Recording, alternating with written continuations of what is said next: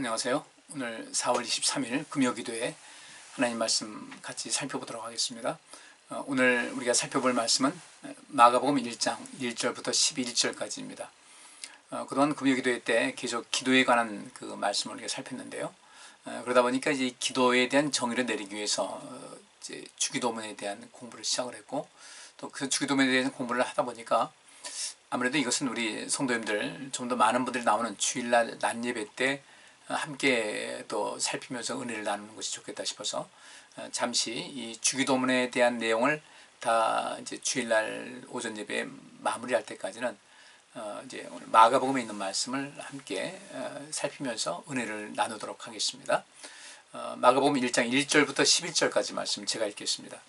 하나님의 아들 예수 그리스도 복음의 시작이라. 선지자 이사야의 글에 보라, 내가 내 사자를 내 앞에 보내노니 저가 내 길을 예비하리라. 광야에 외치는 자의 소리가 있어 가로되 너희는 주의 길을 예비하라.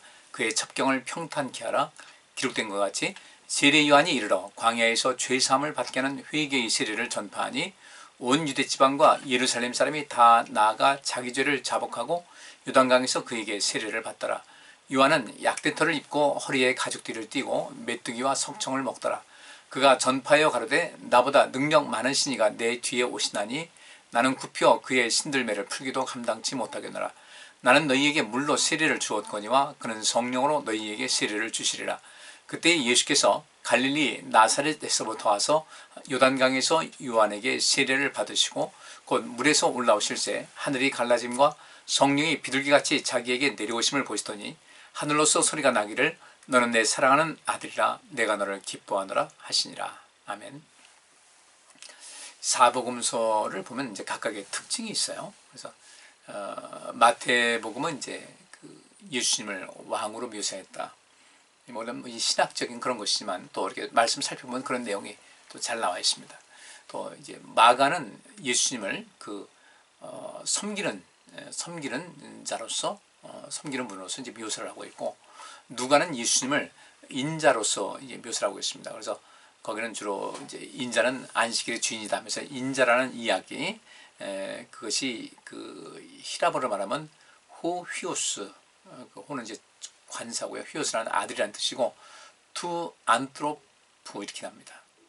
그러니까 이 안트로폰이라는 것이 이제 사람을 이야기하는데 그 사람의 아들이다. 그래서 호휘오스토 안트로프 해가지고 사람의 아들. 그래서 이제 우리가 인자라고 이렇게 얘기를 합니다. 우리가 사람 인자, 아들 자자 써서 하듯이 예수님을 이제 하나님의 그 아들보다는 그 인간, 예수님의 그 육신을 가진 사람으로서의 모습을 이제 가지고 또 묘사를 하고 있습니다. 그리고 요한은 좀 다른 세 복음서와 다른 차원의 다른 모습으로 이야기를 해요. 그래서 이제 마태, 마가, 누가복음은 공관복음, 같을 공자, 볼관자. 그래서 같은 관점으로 본다 그러는데 같은 관점으로 보는 건 아니죠. 다 각각 지금 말씀드린 대로 마태는 예수님을 왕으로 묘사를 하고 있고, 마가는 예수님을 섬기는 분으로서, 또 누가는 이제 그 인자로서 이렇게 사람의 그 사람이라는 것 측면에서 봐도, 요한은 예수님은 그 하나님의 아들이시고 사람이라는 그 신인이라는 신이시자 사람이시다. 그런 면에서 어떤 그 또 다른 차원에서의 그 예수님의 이 땅에 오신 그 온전한 목적을 그 말씀하고 있습니다. 그래서 사복음서라고 하는데 마태, 마가, 누가복음을 공관복음이라고 하고, 요한복음은 여기서 또 다른 궤도를 달리고 있어요. 근데 이 예수님을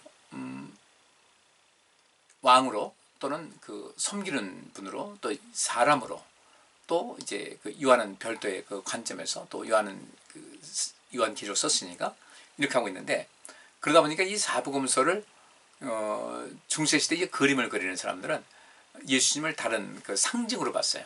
그래서 예수님을 그 이제 에스겔서에도 그 말씀이 나오는데, 에스겔이 환상을 봤습니다. 네 생물이 있는데 그 생물이 사람 같은 모습인데 그 각각 그 사면에 다른 모습을 갖고 있었어요. 전면에는 사람, 또 오른쪽 우편에는 사자의 모습, 또 그 좌편에는 소의 모습, 또 뒤편에는 독수리의 그 형상을 가졌습니다. 근데 이 중세 시대에도 예수님을 그 사복음서를 이렇게 상징적으로 이야기를 할 때 마태복음을 사자 왕이죠. 뭐 그 백수의 왕이라고 하듯이 사자, 그다음에 마가는 이제 그 종으로서, 소가 이제 일하는 면에서 소로, 그다음에 이제 누가는 사람에서 사람 그대로, 그리고 사도 요한은 멀리 그 어떤 계시적인 관점을 멀리 봤다고 해서 독수리가 가장 멀리 보잖아요. 그래서 독수리를 이렇게 묘사를 했습니다. 그러니까 유럽에 가서 이제 그 옛날 종교에 대한 그 그림을 보게 되면은 그 자리치로 나오는 것이 사람의 얼굴과 사자, 또 그 소, 그다음에 이제 독수리의 모습을 이제 그 상징으로 그려놓은 곳이 있습니다. 그러다 보니까 이제 이 마가복음은 예수님을 그 일하는 분으로서 이 세상을 섬기는 분으로서 오다 보니까 예수님의 탄생에 대해서 별로 이렇게 크게 그 관심을 두지 않아요. 예수님을 왕으로서 이 땅에 오셨다, 그 왕이 나셨다라는 이런 데서 보기 때문에 예수님을 이제 그 족보를 쭉 이야기를 하죠. 족보를 쭉 이야기하면서 아브라함 때부터 시작해서 이렇게 쭉 이야기가 족보가 나오는데, 그 다음에 이제 마가복음에 대해서는 예수님의 탄생에 대해서는 전혀 그 언급을 하지 않아요. 근데 또 누가복음은 예수님을 인자로, 사람으로 그 구분하다 보니까 예수님의 탄생에 대해서 그 목자, 밤에 양들을 지키던 목자들에게 나타나고 하는 이런 탄생에 대해서 이야기가 나오고, 요한복음은 이제 태초로 돌아갑니다.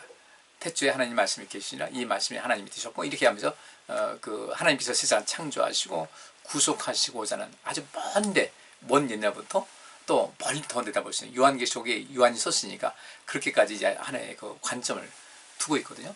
그러면 이 마가는 예수님을 그 섬기는 분으로서 이 세상을 섬김을 통해서 이 세상을 살리고자 하는 그런 분으로 쓰다 보니까 시작 자체가 그 어떻게 하냐면요, 다른 복음서하고 달라요. 요한은 뭐 태초에 이렇게 나오고, 또 그 마태는 예수님의 족보에 대해서 이야기를 하고, 또 누가는 이제 예수님의 탄생에 대해서 이제 이야기가 나오는데, 근데 이 마가복음에 대해서는 뭐라고 하냐면요, 예수님께서 이 공생의 사역을 시작한 그 처음 단계부터 이제 바로 들어갑니다. 그래서 1절 보니까 하나님의 아들 예수 그리스도 복음의 시작이다. 그러면 그 여기 소개하듯이 1장 1절에 하나님의 아들 예수 그리스도 이게 나왔어요. 당연히 잘 알고 있는 얘기죠. 하나님의 아들 예수 그리스도. 그다음에 하나님의 아들 예수 그리스도 복음의 시작이다. 이렇게 했어요. 예수 그리스도의 복음이 아니라 예수 그리스도 복음의 시작이다.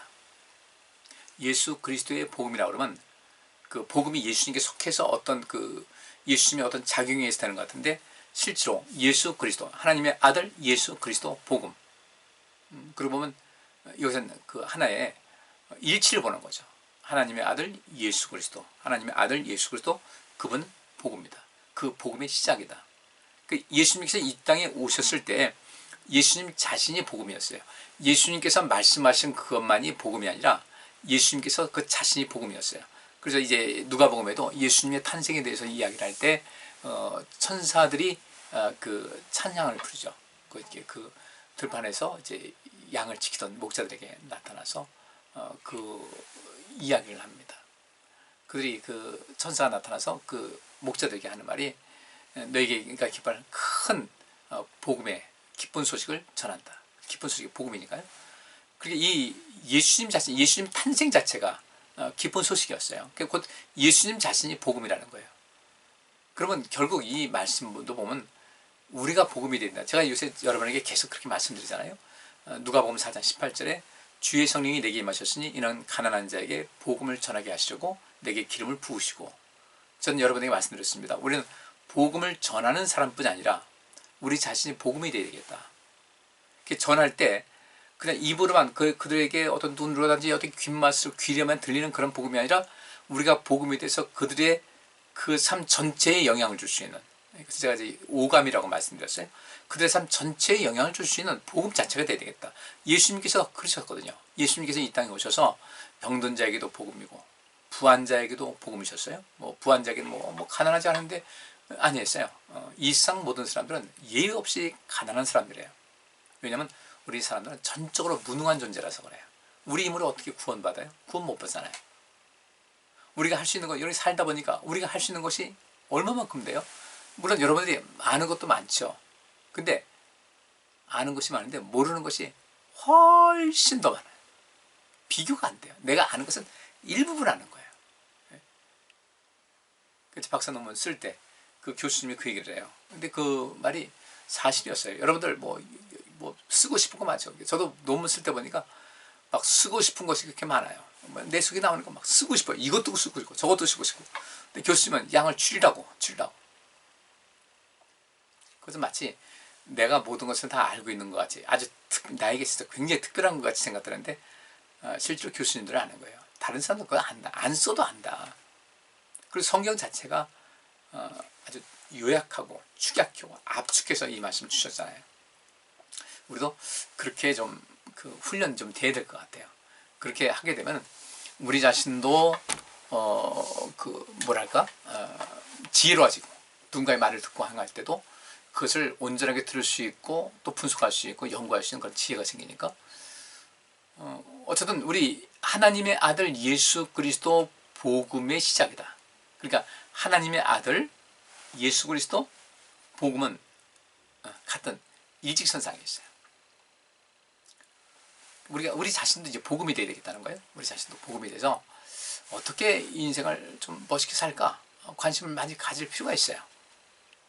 그런데 하나님의 아들 예수 그리스도 복음의 시작이라고 했는데 그 복음의 시작이 무엇인가 봤더니 15절에 제가 직접 한번 내려가 보겠습니다. 오늘 해당되는 말씀 아닌데 15절에 보면 거기 이제 복음이라는 것이 나옵니다. 마가복음 1장 14절과 15절 말씀 보면 이런 말씀이 있어요. 요한이 잡힌 후 예수께서 갈릴리에 오셔서 하나님의 복음을 전파하여 가라사대 하나님 복음을 전파하여 가라사대 이 복음 전파한다는 것은 그 복음을 듣는 사람들 복음을 접하는 사람들에게 오감을 만족시키는 것이라 말씀드렸습니다. 전파하여 가라사대 때가 찼고 하나님 나라가 가까웠으니 회개하고 복음을 믿으라 그랬어요. 그러면 우리 1절에 있는 말씀에 지금 본 대로 하나님의 아들 예수 그리스도 복음의 시작이다. 이 복음이 예수 그리스도예요. 근데 거기에 대해서 이제 15절 보니까 때가 찼고 하나님 나라가 가까웠으니 회개하고 복음을 믿으라라고 한 것은 이 복음을 믿으라는 것은 무엇이겠습니까? 주님께서 말씀하신 것을 믿는 것이 아니라 주님을 믿는 것, 예수님을 믿으라는 겁니다. 예수님 믿는 거예요. 그러면서 이제 이 당시 이 마가복음을 쓸 당시는 이렇게 오랜 세월이 지난 우리에게도 물론 이 말씀이 들어왔고 우리가 접하고 있는데 우리만이 해당되는 것은 아니라 실상은 1차적으로는 그 당시 사람들이겠죠. 그 당시 하나님 믿고 또 하나님을 따라가는 사람들 이 사람들에게 주는 말씀일 거예요. 그렇게 보셔야 정상이에요. 그러니까 그들 이 말씀을 할 때 뭐 지금 약 2000년 후에 살고 있는 우리니까 2000년 후에 살고 있을 우리에게 주어진 거를 말씀한다면 뭐 여기서 굉장히 많은 것이 있을 거예요. 복음의 시작이다. 너희들 보면 내가 집에 비디오 있지 않냐, 오디오 있지 않냐, 뭐 이렇게 이 동영상을 통해서 아니잖아요. 그 시대에 맞게끔 하시는 말씀이에요. 그것을 그때 거기서의 사건을 지금 여기서로 이제 환원시켜서 그 말씀을 우리가 받아들일 필요가 있는 거죠. 많은 그 당시와 지금과 문화도 다르고, 우린 이 말씀이 기록된 것은 이스라엘 문화에 근거한 것이었어요. 근데 우리 문화가 다르잖아요. 식생활도 다르고, 뭐 피부색도 다르고, 언어도 다르고 다 다르니까 이것을 그때 거기서의 사건을 지금 여기서의 그 현실로 이제 전환시키는 작업이 필요한데 이건 저만 하는 것도 아니고 우리 성도님들 모두가 다 말씀하는 거예요. 그렇다면 율법의 가장 큰 가르침이 뭐냐? 사랑이라고 했잖아요. 율법의 기본 정신은 사랑이에요. 하나님 사랑과 이웃 사랑의 그 근본. 그러니까 여러 가지 이 율법이 지금 이 시대까지 흘러나왔는데 분명히 그것을 적용하기 어려운 그런 것이 있어요. 그 적용하기 어려운 것이 있다? 불가능한 건 아니에요. 율법의 가장 기본적인 정신을 우리가 살리고 그것을 입각해서 성경 해석하고 그 말씀을 우리가 적용하면 되는 거죠. 그러니까 하나님의 아들 예수 그리스도 복음의 시작이다. 예수 그리스도께서 복음 그 자체였단 말이죠. 그러면 우리도 역시 마찬가지로 우리도 복음 그 자체에 되겠다. 내가 그 복음 자체에 된다. 하나님의 아들 예수 그리스도 복음의 시작이다. 이 시작이라는 것이 이제 본격적으로 하나님 나라가 임한 거예요. 그러면 하나님의 아들께서 이 땅에 오신 것이 바로 무엇인가? 이것이 복음의 시작이었어요.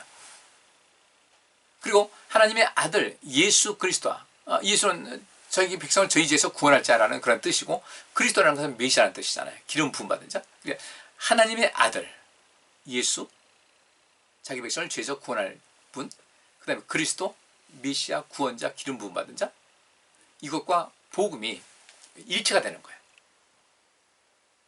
그 속에서 하나님, 이 복음이 무엇인가?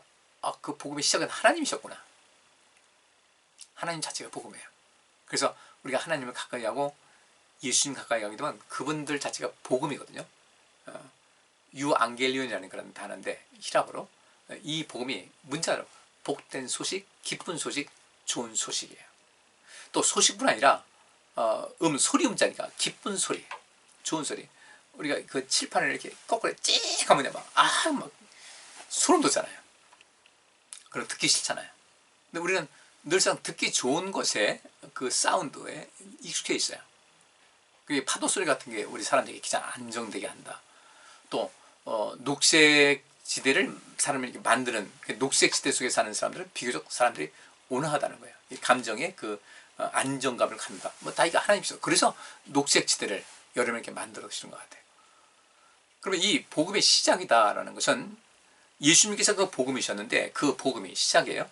그리고 이 이사야 선지자가 예언하던 대로 누가복음 4장 18절에 인용했잖아요.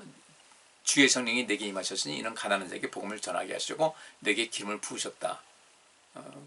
이 성령 충만함의 역사가 나타난 것이고, 그리고 이제 이 뒤에 있는 말씀 보면은 오늘 12절까지 하는 말씀을 11절까지 말씀 보는데 12절까지 말씀 보면은 12절 말씀은 성령이 곧 예수를 광야로 몰아내셨다고 말씀하고 있어요. 성령께서 개입을 하십니다. 그러니까 우리가 예수님과 같이 우리가 복음의 삶을 살잖아요. 내가 복음으로서의 삶을 살잖아요. 하나님께도 기쁜 소식을 전할 수 있어야 되고, 기쁜 소식을 보여드릴 수 있어야 되고, 우리 모든 것, 우리 오감 전체 동원해야 돼요. 우리 누군가 귀한 손님이 오면 좋은 음식 해주잖아요. 그죠? 또 대접한다고 할 때 어디가 좀 맛있지? 어디가 맛있지? 어제도 제가 그 장로고시를 7일 뒤쳐서 분당에 갔는데 그분들이 식상을 했는데 오랜만에 오랜만에 좀 규모 있는 식당 가서 좀 점심을 먹었어요. 참 맛있게 먹었어요. 근데 그것을 맛있게 먹어서가 아니라 그분들이 그렇게 그 마음을 다해서 접대를 하려고 하니까 그건 접대를 이 정도로 해야 된다 해가지고 그분에게 접대를 하니까 참 고맙죠. 그래서 저도 이제 그 장로고시를 치르면서 그분들에게 많은 것을 좀 나누고 왔어요. 나눠주고 그분들 좀 좋은 장로님 되기 위해서 최선을 다해서 좀 힘에 겹도록 그렇게 시간을 길게 하면서 그거라고 이제 대화도 나누고 많은 것을 가르쳐주고 왔거든요. 그래서 내가 이제 복음이 돼야 된다라고 할 때 이것에서부터 우리 신앙생활이 시작이 되는 거예요. 그렇게 처음에 어렸을 적에는 신앙이 어릴 때는 예수 믿으면 구원받습니다. 예수 믿으면 복받습니다. 하니까 사실 거기에 되게 관심을 갖잖아요. 뭐 잘 된다고 하니까 만세형 통한다고 하고 하니까 인생에서 여러 어려움을 당하고 고난당하던 분들이 그래 그러면 나도 좀 세상의 변화를 가져야 되겠다 싶어서 이렇게 예수님 찾아왔다가 조금씩 달라지는 거예요. 그러니까 예수님 제자들도 분명히 베드로가 주는 그리스도시여 살아계신 하나님의 아들이라고 이제 고백을 했는데 그 다음에 많이 실수하지 않습니까? 그때 그가 주는 그리스도시여 살아계신 하나님의 아들이시라고 고백한 것이 무색할 정도로 그런 완전히 그냥 정말 이 신앙에 있어서 그 자존심마저도 완전히 그냥 구겨질 정도로 주님 앞에 고개도 못 들 정도로 그렇게 됐었어요. 근데 그건 나중에 변화가 되잖아요. 그죠? 나중에 변화가 돼요. 우리가 처음에는 그 신앙생활하는 것이 내 어떤 이기적인 생각이라든지 내가 복 좀 받아야 되겠다 이런 데서 시작은 한다 할지 몰라도 베드로가 그렇게 주는 그리스도시여 살아계신 하나님의 아들이라고 해서도 그렇게 신앙이 나락으로 떨어졌다가도 다시금 회복해서 정말 그런 위대한 인물, 정말 주를 위해서 순교까지 하는 그런 사람이 됐잖아요. 마찬가지로 우리도 어린아이 신자 때는 그럴 수 있어요. 복을 받는 거, 내가 잘 되는 거, 이것 때문에 거기만 몰입해가지고, 그럴 수 있어요. 그 단계 없으면 어떻게 해요? 사람이 태어날 때 무엇이든지 아이들 뭔가 먹을 때 손에만 치면 그냥 입안에 들어가고 그렇게 해서 뭔가를 채우려고 하는 그런 것이 있는 거, 생존을 위해서 그런 거예요. 그리고 우리도 인생 살면서 내가 복을 얻고 싶다, 생존하고 싶어서 하는 거죠. 생존하고 싶어서 또 그런 데서 내가 잘 살고 싶어서 그렇게 하는 것인데 그렇게 하는 그런 모든 그것은 이제 끝까지 그러면 안 된다는 거죠. 이거 어느 단계가 되면 그 다음 단계로 넘어가야 되는 거죠.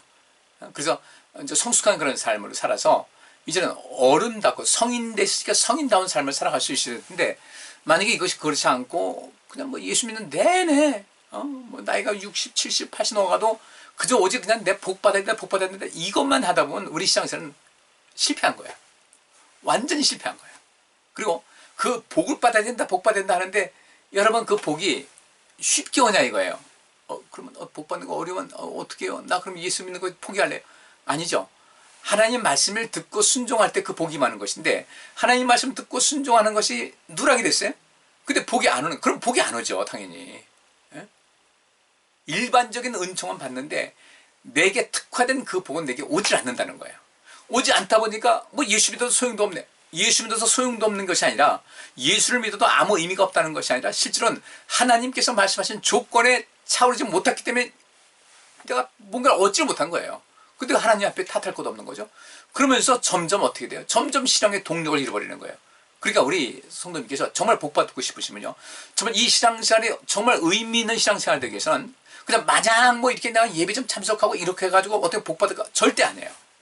그래가지고요 내 생활에 변화 없어요. 그냥 남들도 다 받고 남들도 누리는 그만큼은 살아가는데 그 속에서 하나님을 오감으로 체험하고 하나님의 은혜 속에서 늘 감사하고 힘있게 삶을 살아서 이 복음 내 자체가 자신이 복음이 돼서 사는 이런 삶을 살아갈 수가 없다는 겁니다. 그러니까 특별한 내게 특화된 은혜와 복을 받을 수가 없다는 거예요. 그럼 어떻게 해야 되겠어요? 이제부터 우리 성도님들 정말 복 받고 싶으세요? 아유 신앙생활 그렇게 해도 뭐 별로 나아지는 것도 없고 맨날 그러더라. 다른 거 이유 없 다른 거 아니에요. 왜 그래 됐는가? 하나님이 안 계셔서가 아니에요. 하나님 팔이 짧아서도 아니에요. 내가 하나님 말씀대로 살아가는 것에 좀 게을러서 그래요. 게을러서 그래서 좀 기분 나쁠지 모르지만 나태해서 그렇고 무관심해서 그래요. 그렇게 살고 나니까 큰 변화가 없으니까 신앙생활에 흥미를 잃어버리는 거죠. 뭐 마찬가지네 뭐. 그러다가 이제 한번 예배를 빠졌어요. 특별히 이렇게 이제 코로나 때문에 이렇게 교회 나가기 어려운 게 아니죠. 사실 뭐 나오려면 충분히 나오는 건데 내가 결심 못하는 것뿐이에요. 근데 안 나가도 별일 없거든. 네? 안 나가도. 그러니까 아유 나 목사님한테 속았나 봐. 목사님께 속았네. 이래도 이 멀쩡하게 지내는데 맨날 신앙생활 열심히 하라고 하더니 아이 목사님 뻥 튀겠네. 뻥튀기 한 거 아니라니까요. 내게 특화된 은혜를 받기 위해서는 여러분들 하나님 말씀에 순종하고 복종하셔야 돼요. 실천하셔야 돼요. 그래야 여러분들이 뭔가가 달라져요. 근데 그걸 안 하니까 문제가 되는 거예요. 안 하니까 안 되는 거예요. 내게 특화되고 내가 바라는 것이 다가서질 않는 거예요. 그럼 어떻게 해야 될까? 이제 우리 예수님 같이 우리가 복음이 돼서 살자는 겁니다. 하나님의 아들 예수 그리스도 복음이 시작이라. 그럼 여기서 공통점이 있어요. 주의 성령이 내게 임하셨으니 이는 가난한 자에게 복음을 전하게 하시려고 내게 기름 부으셨다. 그러니까 우리 성령께서 우리에게 임하시고 예수님께서 내가 너에게 성령을 보내줄 것이다 라고 했고 그것이 약속이 이루어져서 성령이 임했어요.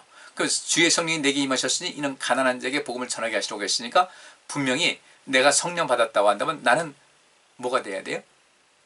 누가복음 4장 18절에 있는 말씀대로 한다면 가난한 자에게 복음을 전하게 하시려고 라고 그랬으니까 복음을 전하는 사람이 돼야 되는데 이 복음 전하는 것이 무엇인가? 그냥 배달하는 사람이냐? 배달꾼이냐? 아니에요. 배달하는 사람뿐이 아니라 내가 복음이 돼야 된다. 내가 복음이 돼야 된다. 그러면 여기 보세요. 오늘 1절 말씀 보니까 하나님의 아들이라는 말이 있어요. 예수 그리스도 복음이 있어요.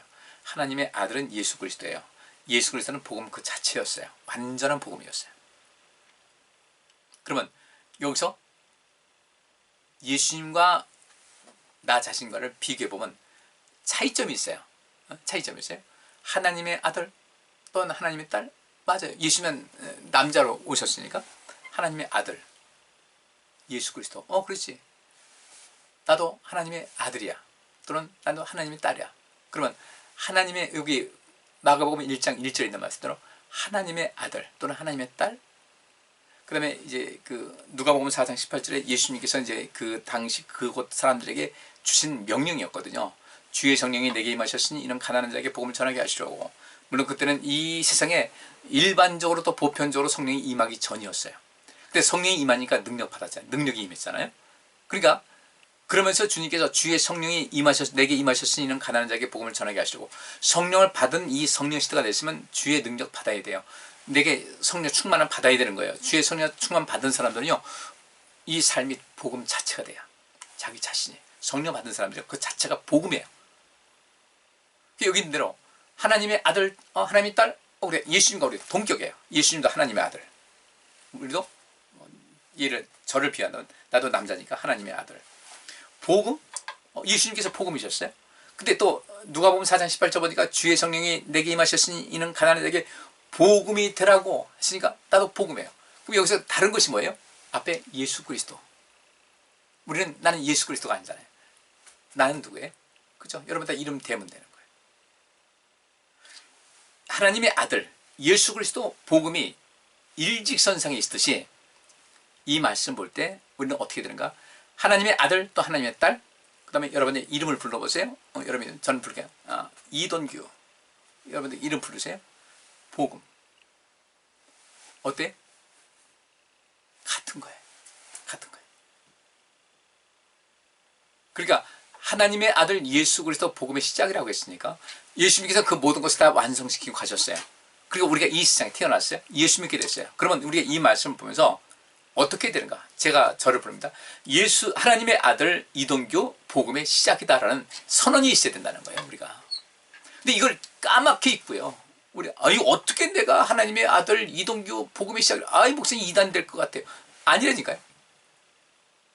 주님께서는 우리 사람이 할 수 없는 이 구원의 문제를 완성시키셨어요. 이 세상을 구원하시고 이 사망의 그늘에서 벗어나서 영생의 길을 걸게 하는 그 관문을 빗장을 열어놓으셨단 말이에요. 그건 주님만이 하실 수 있어요. 우리 사람 못해요. 왜냐하면 애초에 나도 죄인이기 때문에. 그런데 이런 주님만이 하시는데 그러면 우리가 할 수 있는 것이 무엇이지? 하나님의 아들 예수 그리스도 복음. 그 주님께서는 그 복음 자체, 이 세상의 죽음이 지배하는 세상에 더 이상 이 죽음이 주인 노릇하지 않고 우리 사람들은 죽음의 종 노릇하는 이런 삶이 없도록 주님께서 이것을 완전히 완성시켜 놓으셨어요. 그러니까 더 이상 우리는 어떤 것인가? 더 이상 우리는 그렇게 인생 살아가면서 애써서 뭔가 할 필요가 없어요. 그 의미가 없어요. 그럴 필요가 없어요. 우리는 예수님 아니잖아요.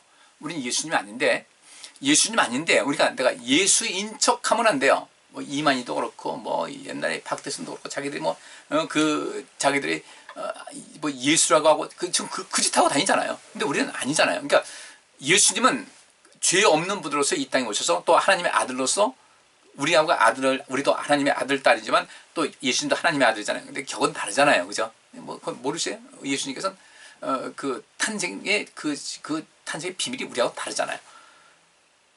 근데 예수님께서는 그렇게 해서 모든 것을 사람이 할 수 없는 것을 완성시켜 놓으셨다. 그럼 우리가 주님께서 완성시켜 놓으시니까 우리는 그 길을 걸어갈 수 있잖아요. 그죠? 그 길을 걸어갈 수 있어요. 개척자가 어떤 길을 예비했어요. 그럼 우리가 그 다음에 길을 걸어가는 거지. 우리도 이제 그 길을 걸어가면서 우리가 할 것은 무엇인가? 주님께서 열어놓으신 그 길, 주님께서 만들어놓은 생명으로 인도하는 그 길로 사람들 끊임없이 그게 나도 걸어가고 다른 사람도 들어와서 그 길에 걸어서 영생을 얻도록 하고 하나님의 은혜 가운데 있게 하는 것은 우리가 할 일이라는 거예요.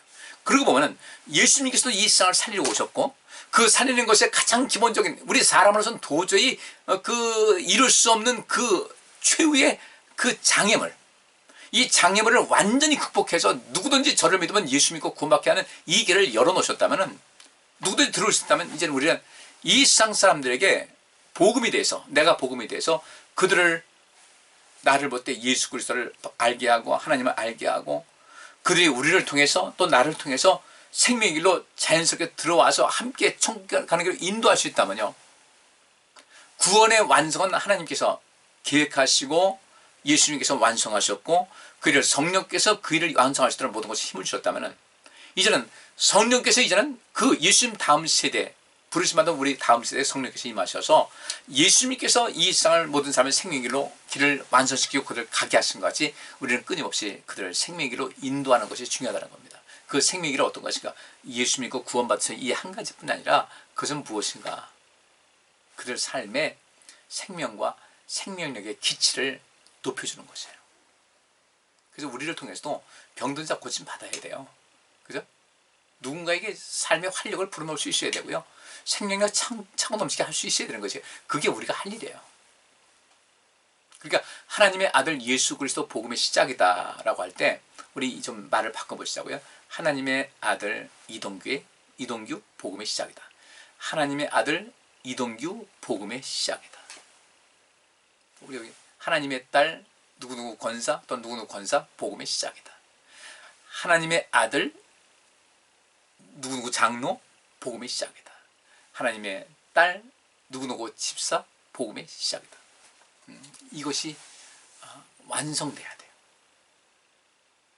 오늘 1절만 하고 좀 더 이상 못하겠네요. 이게 굉장히 중요한 내용입니다.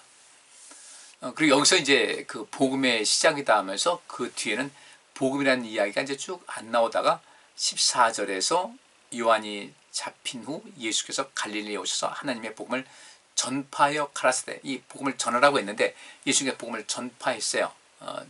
가난한 자들에게 복음을 전하게 하시려고 할 때 전하는 것이나 전파하는 것이 같은 단어가 쓰여졌는데 가라사대 때가 찼고 하나님 나라가 가까웠으니 회개하고 복음 믿으라. 여기서 회개하고 복음 믿으라는 것은 복음은 누구예요? 예수님이에요. 하나님 나라가 가까웠다 했는데 그 어떻게 하나님 나라가 가까웠다 그러니까 이제 여기서부터 시작해가지고 종말이 다가왔다. 그때부터 종말 2000이 넘도록 종말을 외치고 있어요. 지금도 종말 외쳐. 한국교도 그랬죠. 주께서 곧 오신다고. 한국 땅에 오신다. 여러분 그거 너무 기대하지 마세요. 그냥 오시면 좋고 안 올 수도 괜찮은 거예요. 왜? 어차피 우리는 주님께서 오시나 안 오시나 아마 우리가 우리 시대에 왔으면 좋겠다는 것은 솔직히 말해서 그거죠. 죽기 전에 죽기 싫은 거죠. 내가 죽음을 해가지고 그 죽을 때 두려움과 공포와 그 힘든 것을 겪지 않고 그냥 착 들어갔으면 좋겠다. 그런 마음이겠지. 하나님 나라가 예수님이에요. 종말론 여기서 종말론을 외쳐서 하나님 나라가 가까웠으니 아주 종말론을 외치지 말고요. 이게 전 세계적으로 이 신학이 여기서부터 잘못된 거예요. 그러다 보니까 계속 종말론 얘기해요. 그거 아니에요. 주님께서 언제 오시든 우리는 상관할 것 없이 하나님 나라가 가까웠으니라고 할 때 그 하나님 나라가 누군가? 하나님께로부터 모든 권세를 위임받으신 예수 그리스도께서 이 땅에 오셨는데 하나님 나라는 그분이에요. 하나님 나라가 가까웠다. nearby, 영어로 말하면 nearby. 근접해 있는 거예요. 그분이에요. 주님께서 그 사람들에게 외칩니다. 갈릴리에 오셔서 거기 있는 많은 사람들에게 하나님 복음을 전파하면서 가라사 때 말씀하시기를 때가 찼고 하나님 나라가 가까웠으니 회개하고 복음 믿으라. 회개하고 나를 믿으라는 거예요. 그래 하나님 나라가 가까웠다 그러는 거예요. 그 하나님 나라가 뭐예요? 예수님인 거예요. 그렇다면 우리도 또 뭐가 되나? 하나님 나라를 구하고 하나님 나라를 실천하고 실현해서 많은 사람들에게 구원자로서 주님을 대신해서 주님은 우리 눈에 보이지 않지만 주님을 대신해서 그들 눈에 보이는 구원자로서의 삶을 살아가는 것이 하나님 나라를 구하는 것이다.